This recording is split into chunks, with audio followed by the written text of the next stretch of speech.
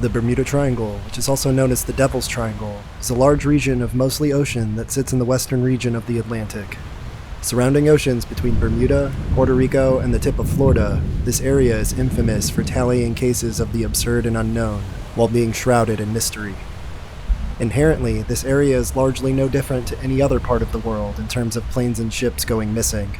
It's one of the busiest areas on the planet for shipping and aviation business.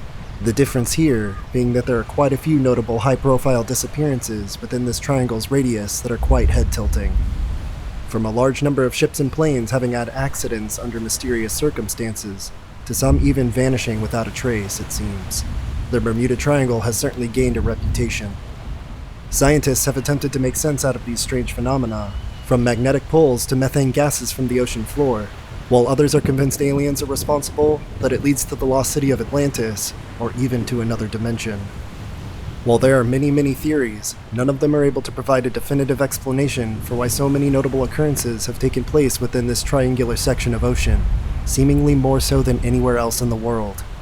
This video contains some of the darkest and most mysterious Bermuda Triangle cases throughout history.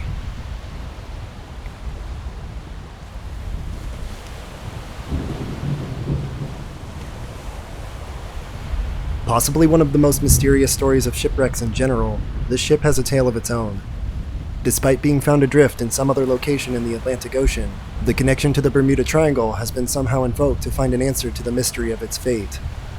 Discovered on the 4th of December 1872, with everything right in place except for the entire crew, the ship was found stranded on the sea days after starting its journey from New York to Genoa, Italy. There were 7 crew members and Captain Benjamin Briggs with his wife and their 2-year-old daughter aboard the vessel. It was loaded with raw alcohol. But days after, when a passing British ship called De Gratia found Mary Celeste under partial sail in the Atlantic, off the Azores Islands, the ship was unmanned with no crew aboard, and the lifeboat was also missing. It was found that 9 of the barrels of the cargo were empty, and there was a sword on the deck. No trace of the people aboard the vessel or the missing lifeboat has ever been found. Studies of the ship clearly ruled out the possibility of a pirate attack, since everything on the ship, including the barrels of alcohol it was transporting and the crew's valuable belongings, were all intact. Theories surrounding the mystery of the Mary Celeste also include the chances of a criminal conspiracy, alien abduction, and even attack by a giant squid. The possibility of a natural disaster was also on the list. Many suggested the role of an undersea earthquake behind the accident, while few proposed an accidental foraying of the vessel into the Bermuda Triangle. However, as much as these speculations seem reasonable, they clearly don't fit. After all, why would a perfectly skilled crew on a good weather day, with their ship entirely uncompromised, abandon it, and then never surface again?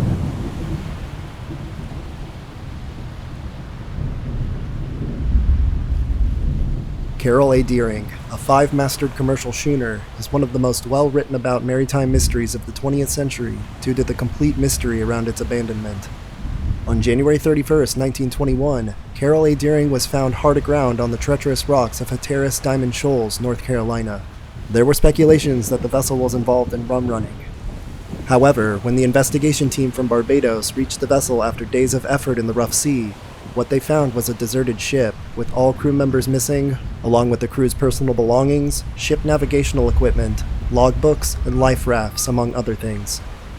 Often known as the ghost ship of the Outer Banks, the disappearance of Carroll A. Deering, along with a few other vessels during the same time period in the Bermuda Triangle area, has been valuable information on the mysterious waters, but nothing could bring anyone any closer to solving this mystery. Reports suggest that as many as 9 vessels disappeared during this time from the same region, none of which has ever been heard from again.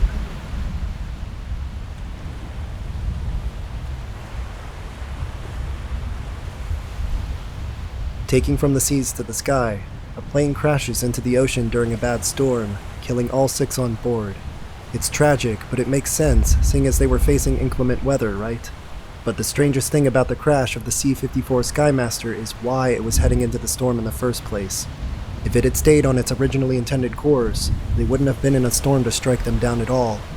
The pilot was experienced, and the navigator was a Class 2.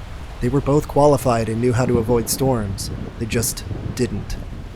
On July 3, 1947, Major Ralph Ward and 5 other crew members left Bermuda and went off course almost immediately. They were incredibly far south of their scheduled course, and then suddenly made a course change north, and then went southwest, flying straight for the eye of the storm. 2 very faint SOS calls came into the ground operator.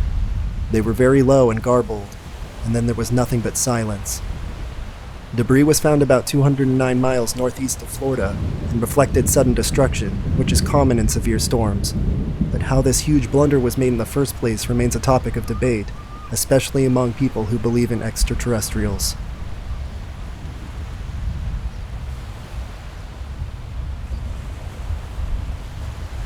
Perhaps the most notorious of disappearances in the Triangle, the fate of Flight 19 and PBM Mariner has left even the greatest minds reaching for answers. When Flight 19, a group of 5 Avenger torpedo bombers, took off from Fort Lauderdale on the 5th of December 1945, they had expected their 3-hour bombing journey to be just as uneventful as the runs that they had done countless times before. Shortly after dropping their payload of replica bombs, the patrol began to run into trouble. Lieutenant Charles C. Taylor, an experienced pilot, believed that his compass had started to malfunction, and that Flight 19 had been flying in the wrong direction. Concerned, Taylor contacted another Navy flight instructor who was flying close to the Florida coast. With the weather getting increasingly worse, Taylor went against protocol of pointing a lost plane toward the setting sun. Believing that they were somewhere over the Florida Keys, Taylor adjusted the heading in an attempt to navigate the Gulf of Mexico. Sensing Taylor's mistake, some of his men challenged his decision to continue northeast and convinced him to turn tail and head back westward. For reasons unknown, however, he once again turned the flight back around, still concerned that they were somewhere over the Gulf. As the flight flew further away from land, their transmissions became fainter and fainter. Having flown for more than their allotted time, the crew were starting to get concerned that they wouldn't be able to correct their navigation before they ran out of fuel.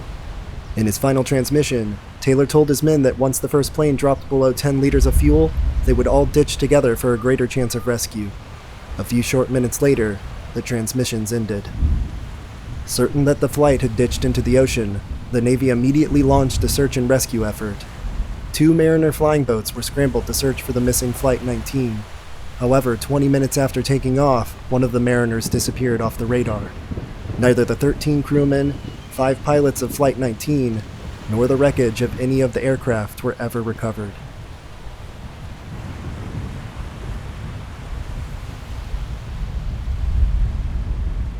On January 28, 1948, the British South American Airlines passenger plane Star Tiger was preparing to take off from Lisbon for Bermuda with a short refueling stop in Santa Maria. Before they even left Lisbon, however, Captain Brian W. McMillan ordered everyone off the plane because there was a problem with one of the engines. 2.5 hours later, passengers reboarded the plane and took off for Santa Maria. The Star Tiger made it to Santa Maria with no trouble, but the weather was so bad that Captain McMillan decided to postpone the second half of their trip. The next day, January 29th, their flight to Bermuda resumed. The winds were still incredibly strong, but Captain McMillan believed that if he kept the aircraft below 2,000 feet, they would avoid the worst of it and easily make it to Bermuda. There were no distress calls, no response to any attempts to reach them. The Star Tiger had just disappeared.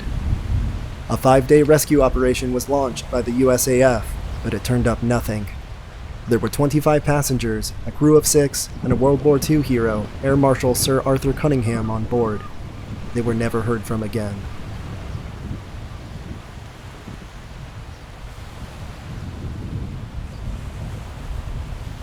Returning again to the Big Blue, our next tale is an unnerving triangle mystery associated with the American white oak schooner Ellen Austin. In 1881, the 210-foot-long Ellen Austin was going to New York from London when she stumbled upon a derelict near the Bermuda Triangle. Everything seemed fine with the unidentified schooner drifting just north of the Sargasso Sea, but the missing crew. Captain Baker of the Ellen Austin asked to observe the derelict for 2 days to make sure it wasn't a trap. After 2 days with no response from the ship, the captain entered the abandoned vessel with his crew to find the well-packed shipment and no sign of the crew. To tow back with the Ellen Austin, the captain placed a prize crew on the ship to set sail together. However, after 2 days of sail on calm waters, a squall separated the path of the 2 ships, following which the derelict vanished. Days after the storm, according to the stories, Captain Baker's lookout could spot the vessel through his spyglass, only to realize the vessel drifting far away aimlessly once again. Finally, after hours of effort, Ellen Austin could catch up with the vessel. but strangely, no one was on board again.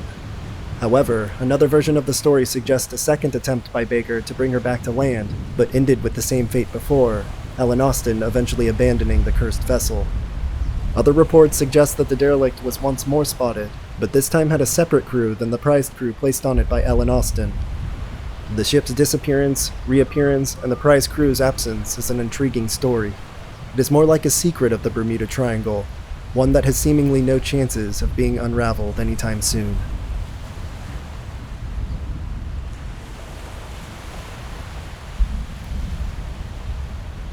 On December 22, 1967, a cabin cruiser named Witchcraft left Miami with her captain Dan Burak and his friend, Father Patrick Horgan. The two gentlemen's journey on the 23-foot luxury yacht was to enjoy the wonderful view of Miami's Christmas lights. However, after reaching just 1 mile from offshore, the Coast Guard received a call from the captain stating that his ship had hit something, but there was no substantial damage.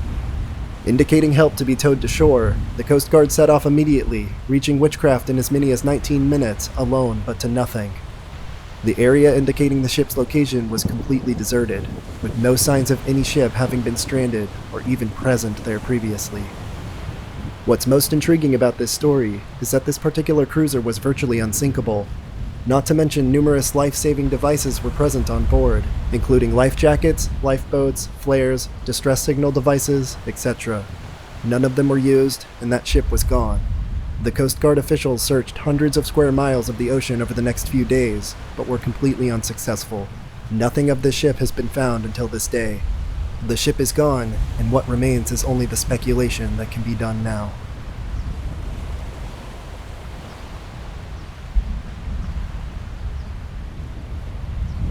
The disappearance of the USS Cyclops, one of the Navy's biggest fuel ships, marks the largest loss of life in the history of the US Navy in a single incident.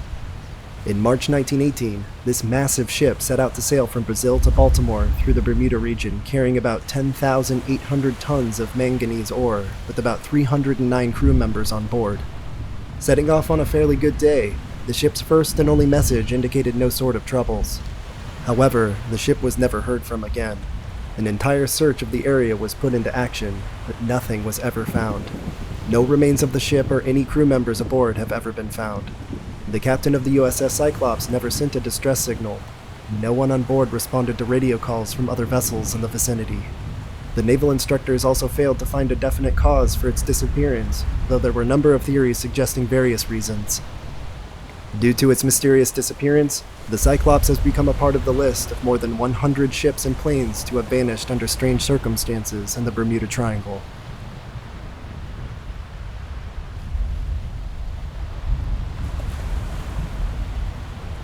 Our final and most recent story involves the disappearance of Perry Cohen and Austin Stefanos.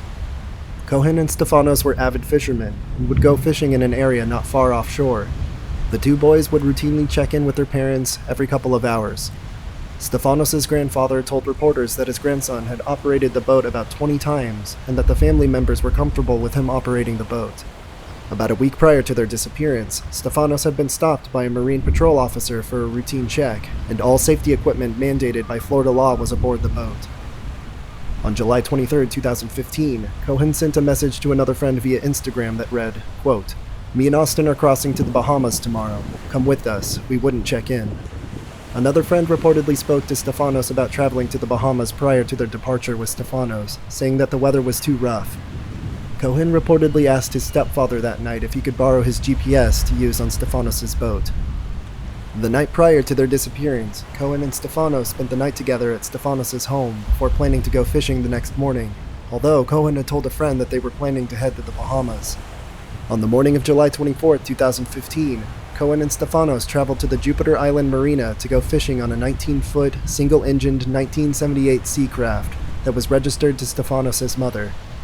They were last seen at the Jib Yacht Club in Marina, where they spent about $100 on gas, and Stefanos texted his parents around 11:25 a.m., and they left the marina sometime before noon. Shortly after they left, a line of thunderstorms were documented moving towards the area, and the National Weather Service issued a special marine warning that warned of heavy rains and winds potentially in excess of 40 miles per hour.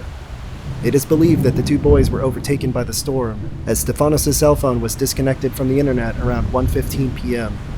His last social media post was from his Snapchat account, with one of the posts being the boys on the boat with fishing poles and a message stating, quote, "Peace out, Jube," which friends claim meant the boys were going to the Bahamas.